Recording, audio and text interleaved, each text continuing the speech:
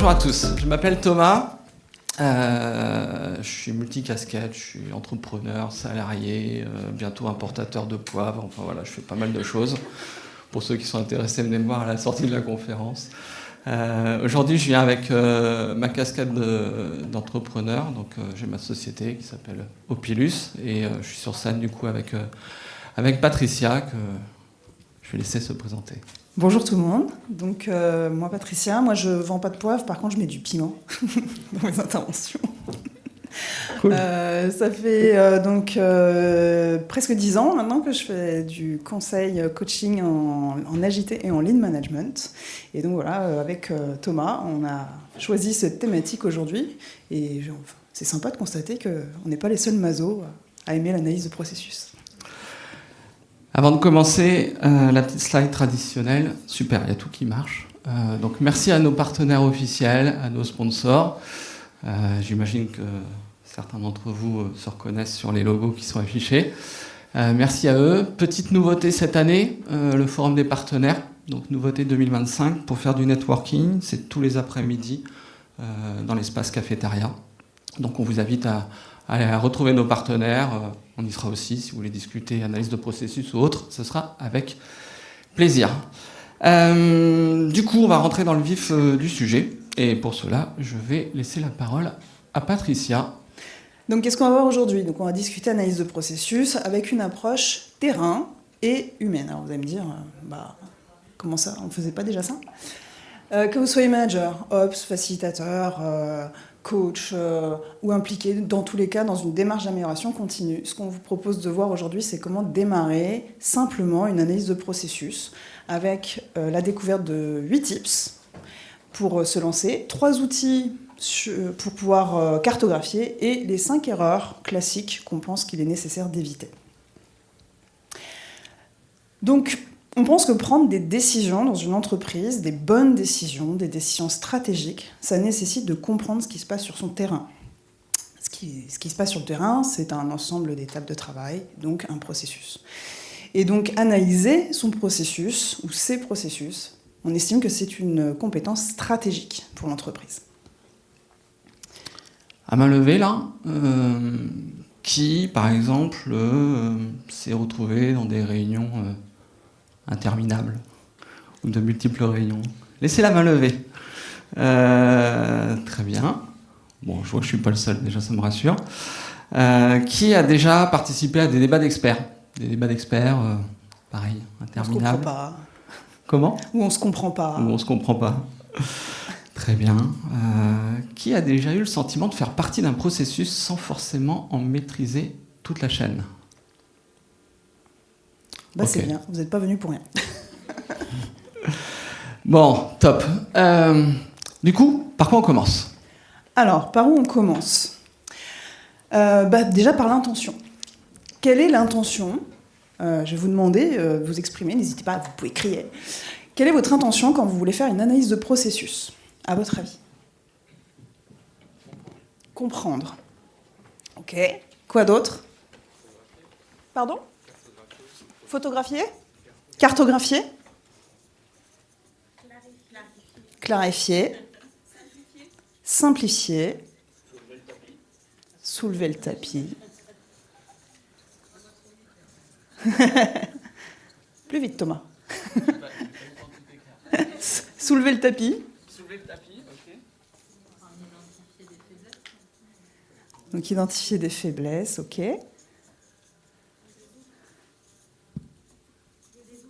Résoudre.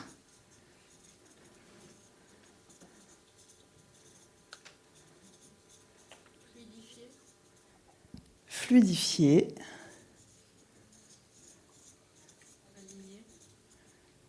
Aligner. Je mets un peu de délai pour toi. Aligner. Ok. Identifier le goulot d'étranglement. T'as fait exprès d'en mettre un long, là. Tu sors. Donc, quand on regarde cette liste de verbes, comprendre, cartographier, clarifier, soulever le tapis, identifier des faiblesses, résoudre, fluidifier, aligner, est-ce que vous identifiez une catégorie de verbes versus une autre ?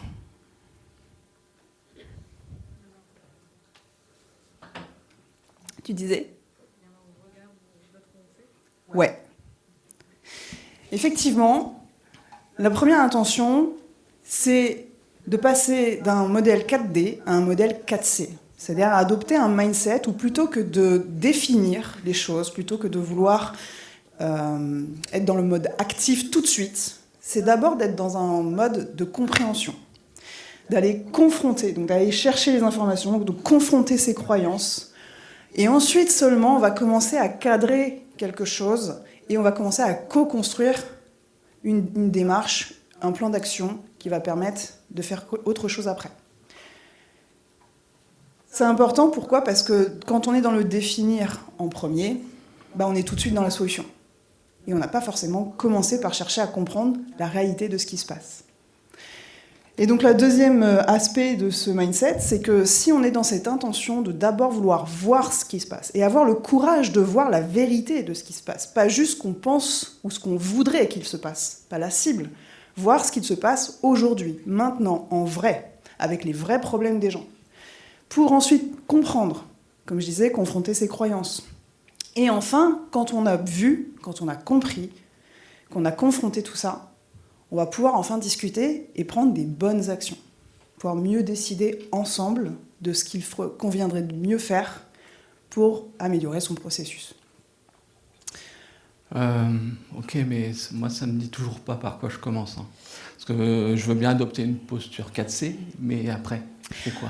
Alors après, donc ça c'est vraiment important, cette première démarche, parce qu'elle est très individuelle, mais elle est importante parce qu'elle va déterminer ce que vous allez faire ensuite. 3 voies possibles. Donc, nous, on choisit de passer dans le modèle 4C, d'accord ? Donc, nous, on choisit d'aller confronter. Et donc, ce qu'on vous propose, ces 3 voies, c'est choisir arbitrairement un bout de processus. Vous ne savez pas forcément quoi aller voir, vous savez juste que vous avez envie de tester de la cartographie, et vous dites, je vais regarder quoi. Vous choisissez un bout de processus, vous déterminez un début, une fin, et vous commencez à explorer. Autre choix possible, partir d'un problème. Surtout s'il est récurrent. Si vous avez des choses qui se passent et que ce n'est pas la première fois que ça arrive, c'est plutôt un bon signe que vous pouvez aller regarder par là. Et vous partez de là où le problème il est arrivé, vraiment à l'endroit du processus, vous ne cherchez même pas un début, une fin, vous partez de là et vous remontez, comme on dit des fois dans le jargon, on dit faire le saumon, on remonte le fleuve et on remonte le processus comme ça. Ça peut être un problème rencontré par un client, interne ou externe dans l'entreprise, et ça peut être un problème rencontré par un collaborateur sur son flux de travail. Donc, quelqu'un qui est souvent en train de pester, qui se plaint souvent, ça peut être un bon signal aussi.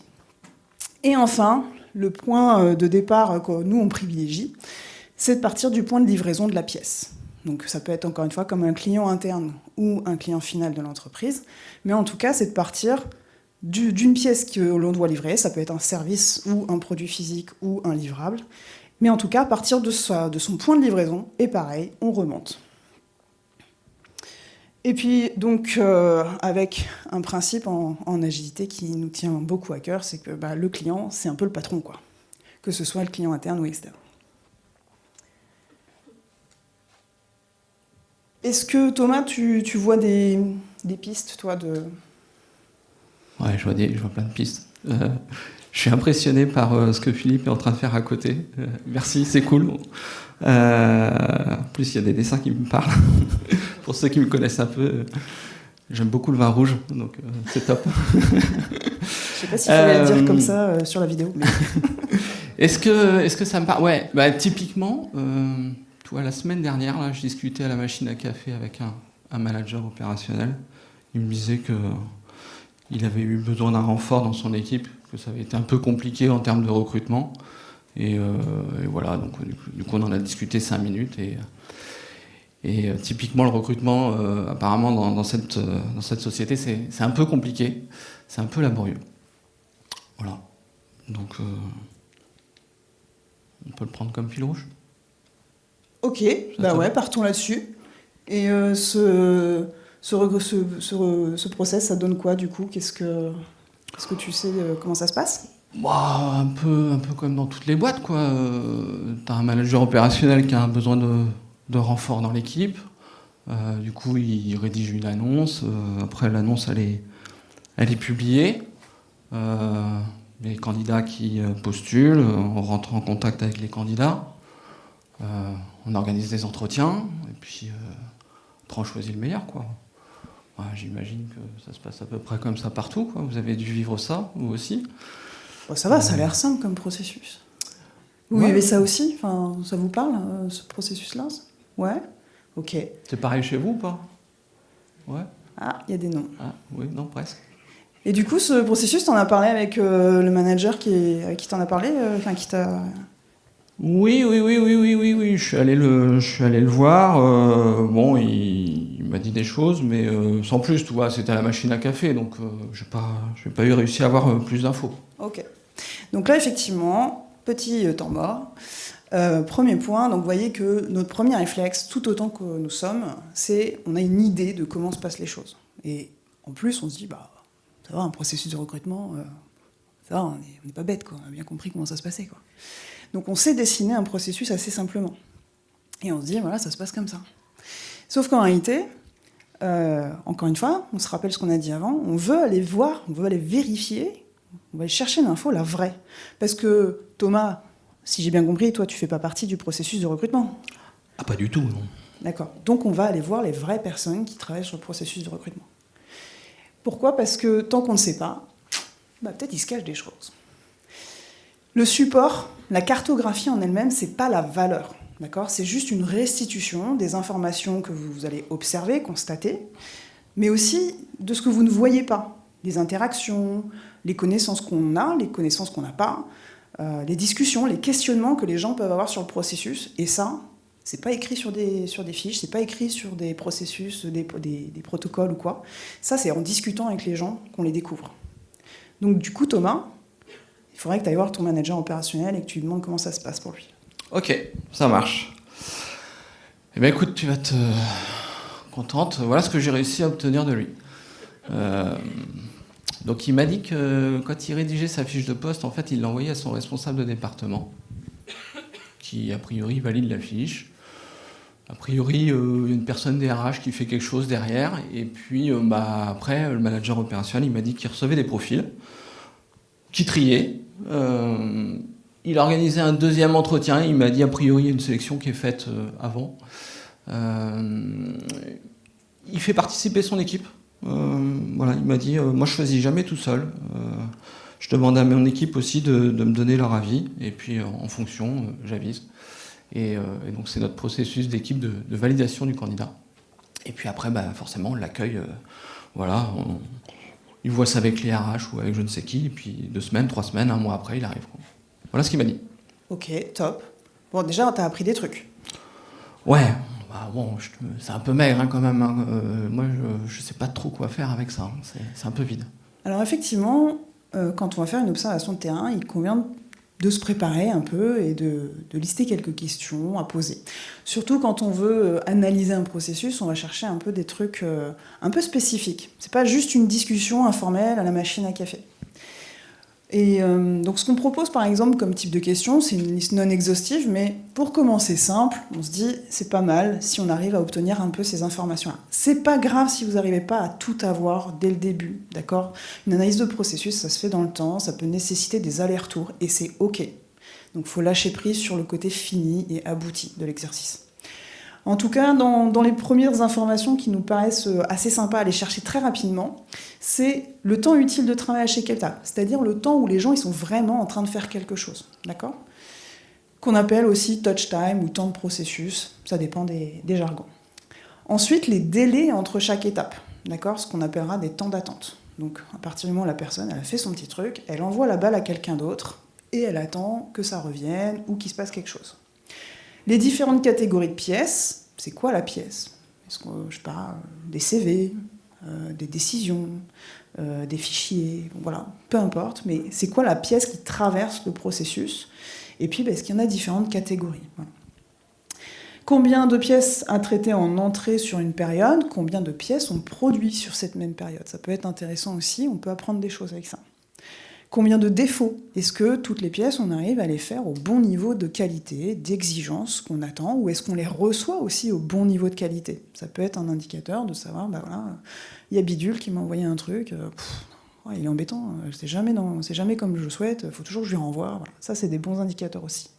À quelle fréquence aussi, ça peut être intéressant de savoir ce genre d'informations. Et surtout, ça c'est un truc intéressant aussi, il est assez filou celui-là, mais c'est la variabilité. Est-ce qu'il y a des choses, en fait, c'est jamais pareil, où en fonction de certaines situations, ça va se passer comme ci, et puis des fois ça va se passer comme ça. Ça peut être intéressant à détecter aussi. Donc je t'invite Thomas à retourner voir le manager et essayer de lui poser quelques questions et voir ce que tu en retires. Ok, très bien. Alors tu vas être contente, je suis retourné le voir et effectivement j'ai réussi à obtenir quelques informations un peu plus précises. Il m'a donné des délais à chaque étape. Donc, il m'a dit qu'en moyenne, rédiger une fiche de poste, ça prenait 20 minutes. Que trier la dizaine de profils qu'il recevait, ça prenait une trentaine de minutes. Qu'à cette étape-là, il y avait de la variabilité. Voilà, quelquefois, il reçoit des dossiers de compétences qui font 10 pages. Puis quelquefois, il reçoit juste un CV qui fait 1 page. Donc forcément, il n'y passe pas le même temps. L'organisation du deuxième entretien aussi, entre le deuxième et la réalisation, on va dire, de l'entretien, l'orga peut prendre un peu de temps. Si la personne est plus ou moins disponible, si elle n'est pas dans la même ville, voilà, faut le temps que la personne se déplace, prenne son billet de train, etc. Il m'a donné aussi des endroits où il y avait des défauts. Typiquement, valider le candidat, ça lui est arrivé. Alors, pas la dernière fois, mais que son équipe dise non, moi l'équipe voulait pas le candidat, alors que lui il était plutôt pour. Donc en fait, il était un peu déçu parce que lui, il avait fait une grosse partie du processus, il se disait ouais c'est cool, on va pouvoir recruter la personne, il n'y a plus qu'à valider avec l'équipe, et puis en fait l'équipe s'y opposait. Donc pour lui c'était un défaut, c'était un chaos.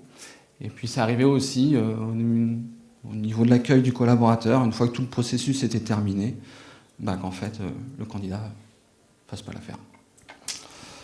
Voilà ce que j'ai pu obtenir. Et puis, du coup, j'en ai profité pour lui poser quelques questions, savoir un peu dans le détail comment ça se passe. Ok, et donc, qu'est-ce que tu as posé comme question ? Je lui ai demandé comment il vivait les choses, est-ce qu'il était satisfait du processus actuellement. Et puis forcément, j'ai appris plein de choses. Il m'a raconté un peu toute sa vie, en détail, comment ça se passait. Donc vous voyez que, au-delà des petites questions techniques qu'on vous a listées juste avant, en fait, c'est aussi en étant curieux, en allant s'intéresser réellement, mais sincèrement, avec une écoute authentique aux personnes, qu'on va découvrir des choses. Alors, on apprend plein de trucs à la machine à café. Avec le télétravail, c'est plus compliqué, mais on apprend plein de trucs dans ces endroits-là. Mais voilà, l'interview, c'est aussi, c'est vraiment s'intéresser authentiquement à la personne, à ce qu'elle vit, ce qu'elles font, pour dénoter 3 choses. Ce qu'on sait et qui est vrai, ce qu'on pensait savoir et c'est faux, ou c'est pas tout à fait ça, et puis ce qu'on ne savait pas. Et ça, c'est le truc intéressant, c'est de dire « je pensais que ça se passait comme ça, et en fait, il se passe plein d'autres trucs, où c'est plus complexe que ce que je croyais. » Il y a qu'à Faucon, il y a c'est juste eux, etc., etc. Donc ça, c'est les 3 choses qu'on cherche à aller constater. Quand vous allez sur le terrain, c'est est-ce que vous avez confronté ces 3 éléments-là, et est-ce que vous avez appris des trucs. Il y a de fortes chances que si vous n'avez pas la 3e, c'est que vous n'avez pas assez gratté. Parce qu'on n'est jamais complètement au fait de ce qui se passe. Voilà, donc l'idée, c'est qu'en allant chercher à comprendre, on pète des croyances, on casse des misconceptions. On enclenche du coup un dialogue, parce que les gens ils sont contents qu'on vienne s'intéresser à eux. Donc ça crée de la confiance aussi, ça c'est important, on n'en parle pas souvent, mais ça crée de la confiance, et ça va aussi commencer à faire travailler la suite dans l'engagement des personnes pour la résolution de problèmes. Et puis, in fine, ce qui va se passer, c'est que comme on se comprend mieux, déjà, on va passer moins de temps à débattre, on va plutôt dialoguer, et puis on va vraiment commencer à s'aligner et à prendre de bonnes décisions. Du coup, je suis allé voir le responsable de département. Eh bien oui, parce qu'il t'a parlé du responsable de département. Le responsable de département, il m'a dit d'autres choses. Donc, il y a une chargée de recrutement derrière qui s'occupe de valider la fiche, et c'est elle qui rédige l'offre. Bon, par contre, j'ai pas forcément réussi à avoir le temps. Donc, il y a des étapes supplémentaires. Donc, je les ai rajoutées sur le schéma. Il n'a pas été ultra bravard, le responsable de département. Il n'avait pas beaucoup de temps. Et puis, au début, il avait un peu de mal aussi à comprendre le schéma que je lui ai montré. Donc il a fallu que je lui explique un peu quelle était la symbolique, à quoi ça servait, quoi. Voilà. Donc effectivement, ça c'est un tip. Alors, au départ, on y va en mode artisanal, hein. On dessine un peu ce qu'on comprend, on commence à gribouiller des trucs, on refait un truc un peu au propre, avec notre propre compréhension, notre logique. Mais effectivement, à partir du moment où vous avez commencé à échanger avec d'autres personnes, il va falloir... Puis on va vouloir rendre visible ce qu'on a appris. Donc du coup, ça va être intéressant de commencer à symboliser, en tout cas mettre une légende sur votre cartographie, pour que tout le monde comprenne bien la même chose, les messages que vous avez, les apprentissages que vous avez faits. Il existe des conventions, comme la BPMN, où il n'y a pas vraiment de convention internationale ou très précise, mais il y a quelque chose qui existe. Dans Learning to See aussi, de John Womack et Dan Jones, vous avez aussi, parce que c'est un bouquin qui est justement sur comment voir, visualiser, etc. Donc il propose aussi une légende. Quoi qu'il en soit, même si vous ne respectez pas cette convention, partez sur un premier jet, définissez une bibliothèque de symboles, vous mettez une légende, et puis pareil, le feu tricolore, on l'aime bien en agile en ligne, il est simple, mettez pas trop de couleurs, plus il y a d'informations, plus ça fait de choses à comprendre, donc partez très très simple, mettez pas trop de symbolique, 3 couleurs, le feu rouge, hein, tout ce qui se passe pas bien, le vert, c'est ce qui se passe bien, et puis vous partez avec ça. Et comme ça, donc vous avez une légende, et que vous affichiez votre cartographie dans un espace libre, ou que vous alliez en interview avec des gens, et ben les gens vont pouvoir lire cette symbolique et comprendre ce qui est dessiné. Et donc la chargée de recrutement, t'as été la voir ou pas ? Ouais. Bon, bah là, ça s'est un peu complexifié, hein. Là, elle m'a raconté sa vie, très bavarde. Je me suis rendu compte d'ailleurs que j'avais complètement oublié le principal concerné, à savoir le candidat. Du coup, je l'ai rajouté sur mon processus. Donc là, voilà, il y a quand même beaucoup d'étapes qui sont ajoutées. Elle aussi, elle a de la variabilité à certaines étapes, hein, sur l'analyse des candidatures. On constate qu'il peut y avoir aussi du délai. Il y a certains endroits où voilà, on a 15 jours de délai, parce qu'entre le premier entretien et l'envoi des profils sélectionnés au manager opérationnel, ça prend un peu de temps. La chargée de recrutement m'a aussi dit que il arrivait qu'il y ait des candidats qui refusent la promesse d'embauche. C'est-à-dire que la chargée de recrutement envoie la promesse d'embauche, et puis en fait il s'avère que dans les clauses il y a quelque chose qui n'avait pas été discuté en amont, et du coup le candidat se rétracte et ne signe pas la promesse d'embauche.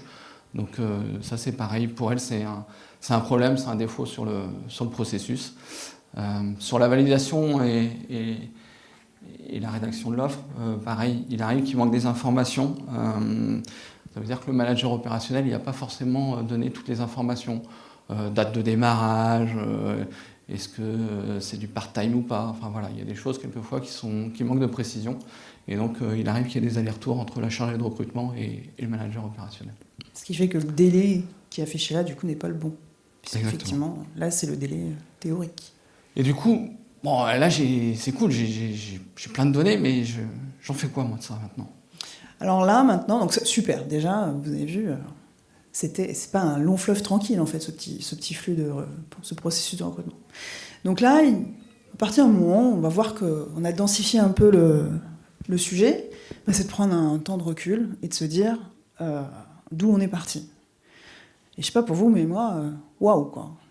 Hein, au départ, on avait un petit processus en 5 étapes, puis en fait, là, le merdier, quoi. On se dit, ah oui, là, quand même, c'est pas si simple, et puis on voit les petites croix, ça sent l'irritation. Moi, je sais pas, mais ta chargée de recrutement, j'ai l'impression que je suis pas sûre qu'elle s'entende très très bien avec ton manager opérationnel. Donc, effectivement, déjà, de regarder ça, et là, tout de suite, on voit bien que, ah oui, je pensais savoir, et en fait, non. Et c'est plus complexe qu'il n'y paraît. Deuxième chose, c'est de regarder les délais. Vous vous rappelez, on a été posé des questions sur les délais. Du coup, on a fait le total.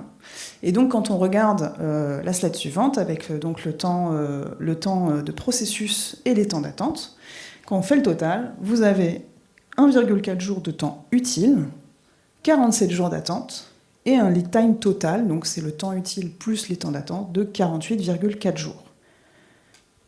Je ne sais pas ce que ça vous fait, mais on se dit, ah ouais, en fait, c'est pas beaucoup. On n'a pas beaucoup de temps utile. Et donc, effectivement, de confronter les deux, vous voyez que les gens, ils ne sont pas à rien faire. Hein. Vous voyez que le processus, quand même, il est quand même costaud. Et puis, en fait, le temps utile, il ne représente que 3%. Et c'est souvent le cas, d'ailleurs, dans les services. C'est souvent que 3% de temps utile. Et là, je ne parle même pas d'étapes à valeur ajoutée. C'est-à-dire que probablement que là-dedans, il y a des étapes à non-valeur ajoutée. Et puis enfin, se poser quelques questions. C'est-à-dire que là, on a cumulé plein d'informations. Mais en fait, prendre un temps d'étonnement, quoi. Et peut-être même de le faire avec les personnes avec qui vous avez fait l'interview, de partager vos apprentissages, peut-être même avec un sponsor, un N+1, ou un chargé d'amélioration continue. Et puis, regarder ensemble. Et puis, regarde ce que j'ai découvert. Et puis, on va se demander, mais il y a de la variabilité là, sur une liste de candidature.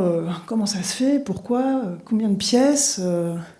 Mais du coup, est-ce qu'on a trop de pièces? Qu'on a trop de CV? On y passe trop de temps? Ou pourquoi ça se passe comme ça? C'est quoi le bon niveau de volume de pièces à avoir? Est-ce qu'on sait le dire? Pourquoi on a autant de délais ici entre la participation au premier entretien et la soumission des profils? Bon, là, par exemple, je crois, Thomas, que tu m'as dit que c'était parce que la chargée RH, elle attend d'avoir plusieurs CV à soumettre, donc elle batch. Et donc, là, il se passe 15 jours. Bon, est-ce que c'est bien? Est-ce que c'est pas bien? Pareil, les trilles de profils. Se poser la question plus largement sur le processus, sur elles sont où mes variabilités? Est-ce que c'est bien? Est-ce que c'est pas bien? Est-ce qu'il faut faire quelque chose là-dessus? Essayer de comprendre pourquoi ça arrive.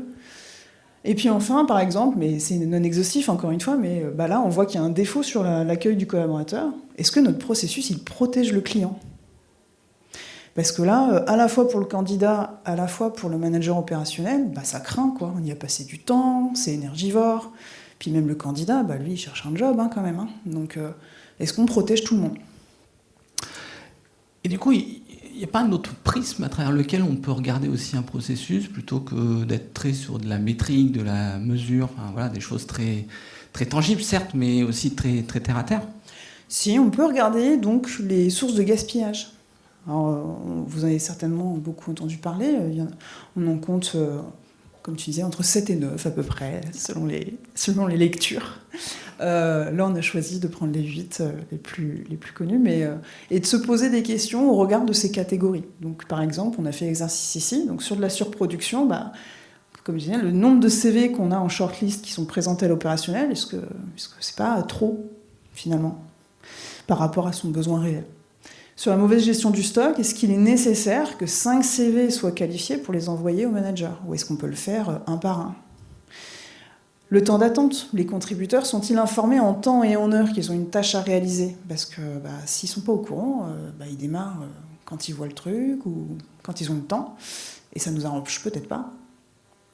Les transports, est-ce que par exemple sur les interviews, l'entretien physique avec le candidat, est-il nécessaire vraiment de le faire venir 2 fois? Peut-être oui, peut-être que non. La non-qualité, comment se fait-il que des candidats refusent parfois la promesse d'embauche? On y a passé du temps, on a fait les entretiens, on a fait la promesse d'embauche, et bim, c'est un non. Mince. Les talents inexploités, n'y a-t-il pas des tâches à faible valeur ajoutée qui pourraient être automatisées, par exemple? La surqualité, les critères de recrutement ne sont-ils pas surdimensionnés par rapport aux besoins du poste? On demande 5 langues alors qu'en fait il n'y en a besoin que d'une, on demande X techno alors qu'en fait on s'en sert que d'une seule, par exemple. Et puis les gestes inutiles, la validation de la fiche de poste par le responsable de département était-elle nécessairement indispensable? Ça, clairement, non. Je te l'ai dit, déjà, il n'avait pas beaucoup de temps de consacrer. Quand je suis allé le voir, il m'a dit « Non, mais moi, je ne fais pas ce plat. Valider la fiche, généralement, il transmet le mail qu'il a reçu du manager opérationnel directement à la chargée de recrutement. Et du coup, aucune valeur ajoutée sur cette étape. » Voilà, donc ça, typiquement, on peut le rendre visible sur la carto, on met en rouge, et puis vous voyez que 2 jours, plus 2 jours, bon, là, ici, c'est pas les 2 minutes qui vont changer la face du monde, mais par contre, les 2 fois 2 jours, eux, c'est déjà ça de près, quoi. Ok. Top. C'est cool. Tu nous avais promis 8 tips. Je crois qu'on est arrivé au bout des 8 tips.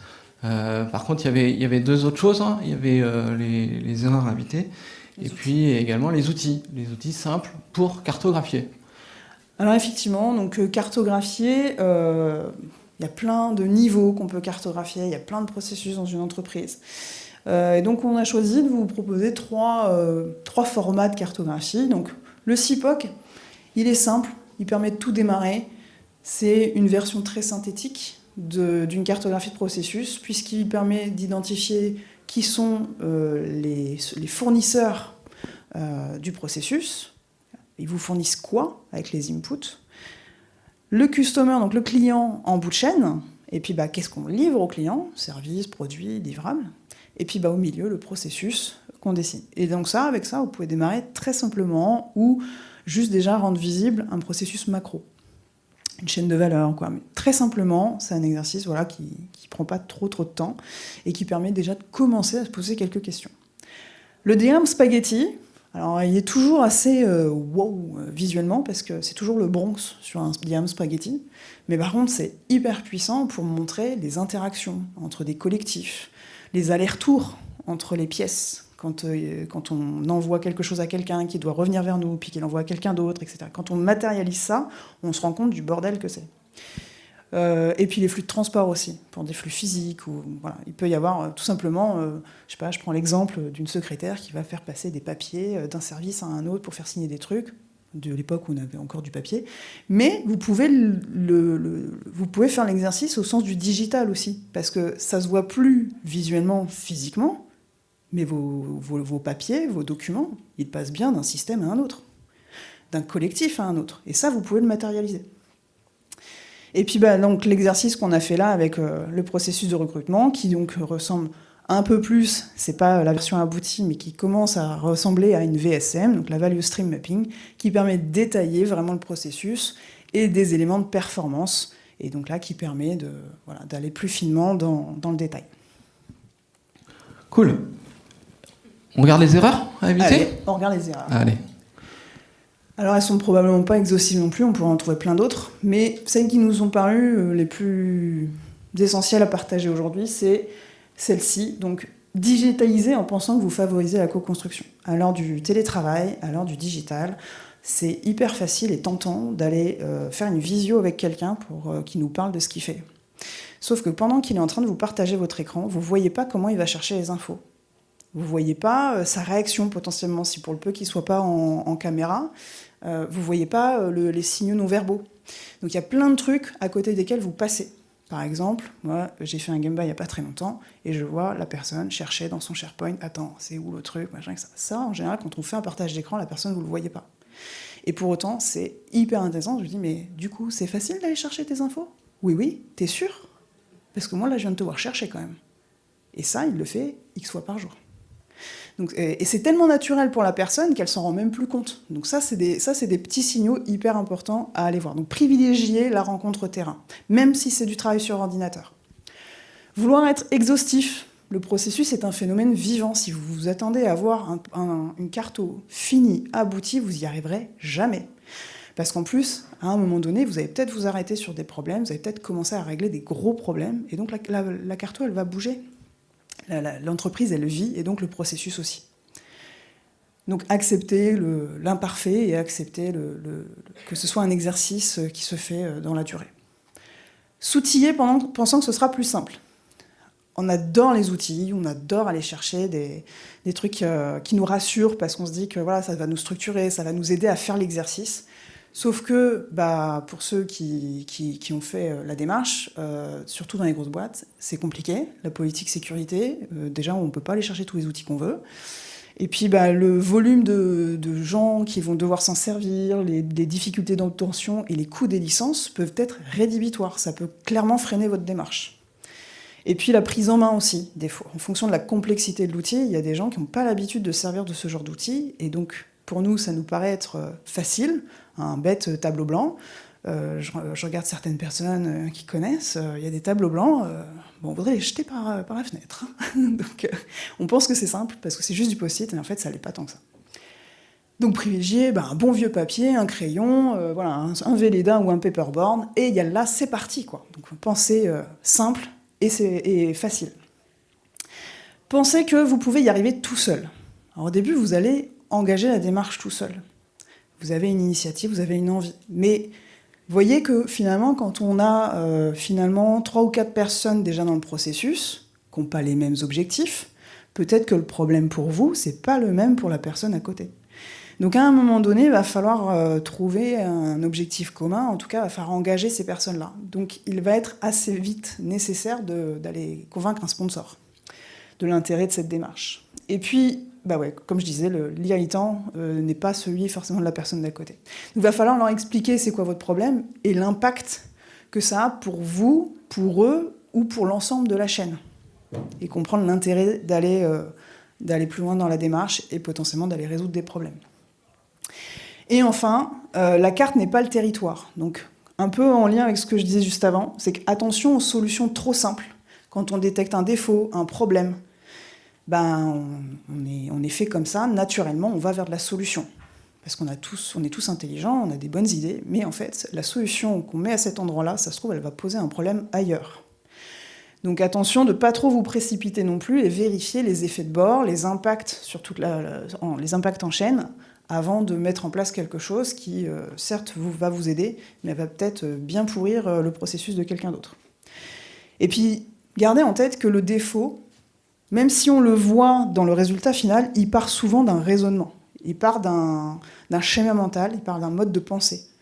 Parce qu'on pensait que c'était comme ça qu'il fallait faire, et d'ailleurs, ça convenait peut-être bien à un instant donné, mais plus aujourd'hui, c'est plus adapté parce que le contexte a changé, et donc c'est possible que ce soit devenu un problème. Mais ça part souvent d'un raisonnement.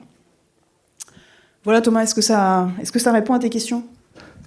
Carrément. Merci beaucoup Patricia pour toutes ces précisions. Donc je retiens qu'avant de chercher à automatiser, il faut d'abord aller chercher les défaillances du système, sinon on va automatiser les défaillances. Si je devais résumer un petit peu, donc on a 8 tips. Celui qui me parle le plus, c'est la posture et aller sur le terrain, le fameux Gamba dont tu as parlé tout à l'heure. Et parler avec les gens, se confronter à leur quotidien, se rendre compte sur le terrain des difficultés qu'ils rencontrent. Sur les erreurs à éviter, l'outillage, ça, j'ai l'impression qu'il y a beaucoup de gens qui se rassurent derrière un outil. C'est-à-dire que plutôt que de prendre papier, crayon, ils vont aller chercher à acheter un outil en se disant que ça va structurer leur démarche ou leur façon de poser les choses, de penser. Donc ça, c'est une erreur effectivement à pas commettre. Et puis après, dans les représentations graphiques, j'ai bien compris qu'il y avait une granularité qu'il fallait prendre en compte qu'entre CIPOC et Spaghetti ou une VSM, c'est pas forcément le même niveau de granularité, ni les mêmes personnes à qui ça va s'adresser, ou en tout cas avec qui on va les partager. Voilà, je te laisse le mot de la fin. Merci. Déjà, merci d'avoir fait l'exercice. Merci à vous. J'espère que ces tips vous aideront au quotidien pour faire un démarrage simple. Et puis, on se tient à votre disposition si vous avez des questions. On a d'ailleurs un petit mémo, si ça vous intéresse de le récupérer. On vous le transmettra avec grand plaisir. Voilà. Et merci, puis bonne journée et bonne analyse de processus. Merci. On a un petit peu de temps pour des questions, des partages d'expériences ou autres. Si quelqu'un a une question, qu'il n'hésite pas. Oui. 2 questions. Essaye, sans le micro. Je peux parler fort. Merci beaucoup. Petit commentaire sur la diapo juste avant. Sur la fin, effectivement, des fois on pense aux symptômes. Là, le défaut naît souvent dans le raisonnement, avant de se voir dans le résultat final. Ce que je voudrais ajouter, c'est pas uniquement le raisonnement. Des fois, le raisonnement, il naît aussi du contexte, l'environnement dans lequel on met les gens. Donc, les flux d'informations qui entrent vont informer le raisonnement qui sera utilisé. Et donc, pas uniquement penser que c'est une affaire de cerveau, uniquement, mais c'est aussi des fois une affaire d'environnement. Tout à fait. Le raisonnement, on ne l'a pas précisé jusque-là, mais oui, il est soumis à son environnement, à son contexte, et donc effectivement, on est influencé. Donc oui, tu as raison. On pourrait aller encore plus loin et poser la question de qu'est-ce qui m'a amené à avoir ce raisonnement-là, et questionner tous ces contextes, et se dire, parce que d'ailleurs, on le dit dans l'agilité, l'amélioration, elle est aussi systémique, donc elle est liée aussi au schéma organisationnel, par exemple. Tout à fait. Question ? Tu peux remettre ton gros schéma global, ton final ? Ouais, là. celle-ci. Parce qu'au niveau des défauts, j'ai trouvé intéressant que vous mettiez des défauts sur le fait que le candidat accepte. Parce que pour moi, c'est quand même pas la même question que le fait qu'en entrée, la chargée de recrutement n'ait pas reçu les bons éléments. Vous avez clairement une main différente sur ce qui se fait dans le process interne de ce qui se fait avec finalement les parties prenantes de votre process.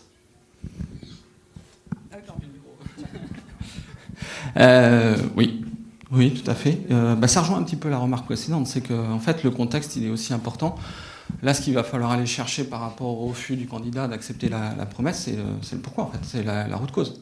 Est-ce que c'est parce que dès le premier entretien, il y a une information qu'il n'a pas saisie, qu'on ne lui a pas communiquée, et du coup, il arrive à la fin, c'est une déception, et il dit non, vous ne m'aviez pas prévenu qu'il y avait 2 jours sur site obligatoires, hors de question, je ne signe pas pour ça, why not ? Donc, c'est pas parce qu'il y a des croix à certaines étapes qui schématisent les défauts que c'est à ces étapes-là qu'il y a la route cause. Après, il y a un travail d'analyse causale qu'il faut faire pour remonter à l'étape à laquelle le défaut potentiellement a été introduit. Je ne sais pas si je réponds à la question. Mais... Ouais. On est d'accord par contre que le feedback il est moins facile à obtenir là. Je recommence ma question. Le feedback, il est plus dur à obtenir auprès du candidat. Voilà. Effectivement, c'est un constat. Après, rien n'empêche une entreprise d'aller interviewer des candidats qui ont été retenus ou pas retenus sur la manière dont ils ont perçu le processus de recrutement. Ça fait partie de certains de mes rapports d'étonnement dans mes vies passées. D'autres questions ? Ouais.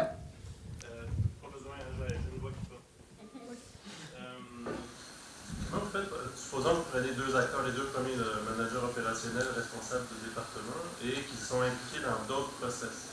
Comment vous faites pour croiser, supposons, les process qui vont... Les mêmes acteurs sont impliqués dans plusieurs process, parce que là, on optimise un process, potentiellement. Mais il y a d'autres choses qui se passent pour eux dans leur vie dans l'entreprise. La question, je la répète pour que tout le monde l'ait entendu, c'est comment prendre en compte le fait que certains acteurs contribuent à différents process qui sont quelquefois liés les uns aux autres et quelquefois complètement indépendants. En fait, là, ce qu'on voit, c'est qu'il y a du temps d'attente, par exemple, entre 2 étapes. On se doute que le manager opérationnel, il n'attend pas, je ne sais plus combien de temps, 47 jours à rien faire. Voilà, il se passe forcément des choses, il a d'autres activités en parallèle. Donc, effectivement, il y a de l'interruption de tâches. On sait que le multitasking, c'est une source, quelque part, d'attente. Et le fait de regarder le processus avec les gaspillages, sous le prisme des gaspillages, ne veut pas dire qu'on va chercher à supprimer tous les gaspillages. Quelque part, au sens libre du terme, le gaspillage, c'est juste une manière de regarder le processus afin de l'optimiser, mais on ne peut pas annihiler tous les gaspillages. Donc oui, c'est à prendre en compte, et une fois de plus, c'est en se rapprochant de la personne, en lui posant la question, mais ok, comment ça se fait que, par exemple, le responsable de département, là, comment ça se fait qu'on a 2 jours entre la validation de la fiche, qui prend 2 minutes, et la réception par la chargée de recrutement ? Est-ce que c'est parce qu'il a fait autre chose en attendant ? Est-ce que c'est pas une tâche qui aurait pu être automatisée ? Et en fait, c'est à travers ces prismes-là qu'on va justement chercher à automatiser ou non. Voilà, une partie du processus. Et je détecte un truc aussi, un point de douleur sur lequel on est souvent confronté, parce que comme tu dis, il y a plusieurs processus qui se croisent, voire qui ne se croisent pas. Et on a une espèce de moment d'analyse paralysis, on se dit « Ah, mais est-ce qu'il faut que je montre les autres processus aussi ? Est-ce qu'il faut que je montre les croisements ?» Et puis là, on est tenté de vouloir tout montrer. Et là, on part dans un schéma, et là, c'est l'enfer. Vous mettez le doigt dans un truc, c'est un trou noir. Et en fait...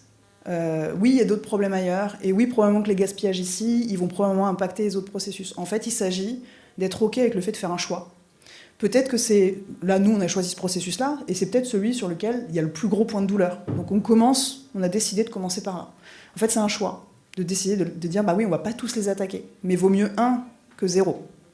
Vaut mieux commencer à adresser un premier processus que n'en adresser aucun. Par contre, quand on vous rappelez, on vous parlait des solutions avec « faites attention, ça peut avoir des impacts », là, par contre, sans chercher à détailler tous les autres processus, on va quand même vérifier si le problème ou la solution qu'on va envisager, elle ne va pas faire mal, elle ne va pas faire un gros point de douleur ailleurs.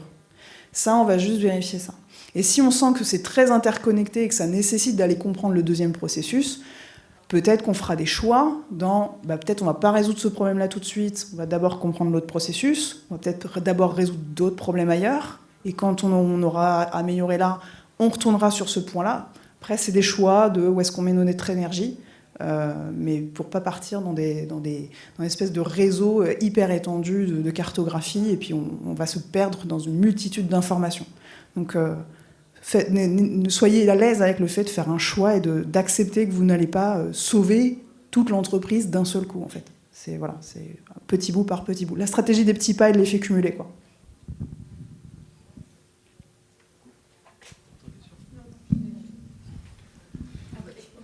On est pile dans les temps, normalement. Bon, merci à tous. N'oubliez pas de voter, si vous pouvez voter, normalement, avec le petit truc, voilà. Nous faire vos retours. On se tient à votre disposition pour ceux qui veulent des goodies, on en a aussi. Et ceux qui sont intéressés pour avoir l'espèce de cheat sheet, là, le petit mémo. Pareil, venez nous trouver sur les 2 jours. On vous donnera le lien pour le télécharger. Merci à tous.